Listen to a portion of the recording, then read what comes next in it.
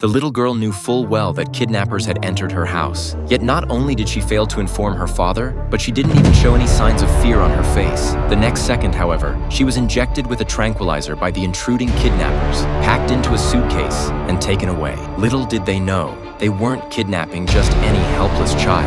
After the kidnappers brought the girl to an abandoned old castle, Xiao Mei couldn't wait to investigate the girl's identity. However, when she saw the poor, pitiful expression on the girl's face, her sympathy took over. Driven by compassion, Xiao Mei not only removed the girl's blindfold, but also unlocked the chains binding her hands, even going so far as to promise that no one would harm her. But just as Xiao Mei was about to leave the room, the girl said something that made her blood run cold.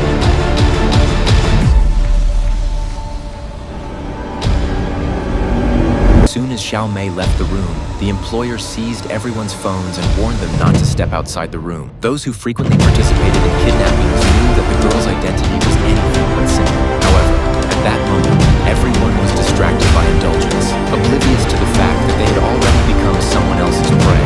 Only Xiao Mei sensed something wasn't right. She began to probe the girl's background with a man known as Glasses, because her instincts told her that the girl's father was no ordinary person. To her surprise, the man simply said that they were only in it for the money and had no interest in anything else. Yet he secretly went to the room where the girl was locked up. Once inside, he realized that the girl's blindfold was missing. Terrified, he quickly covered his face with his clothing and pointed a gun at the girl, demanding to know who her father was. Faced with the barrel of the gun, she had no choice but to obediently reveal her father's name.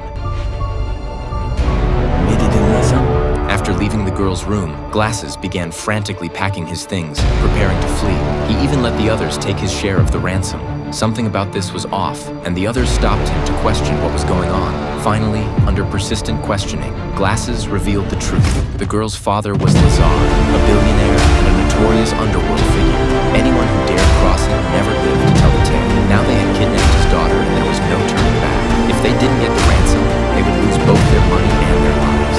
Eventually, Glasses agreed to wait until they got the ransom before escaping, but now they had to be extremely careful. The gunman, Black, was stationed at a high point to keep watch, while the others conducted a thorough search of the castle to prevent anyone from sneaking in to rescue the hostage. Soon, Xiao Mei's associate, Little Mustache, saw something strange in the hallway, a mural depicting a person who looked exactly like the girl. However, he didn't give it much thought and simply turned away. Meanwhile, Xiao Mei, in another room, noticed a statue that resembled the person in the mural. Again, he didn't investigate further, but casually opened a skylight in the ceiling. Little did he know, this seemingly trivial action would later save his life.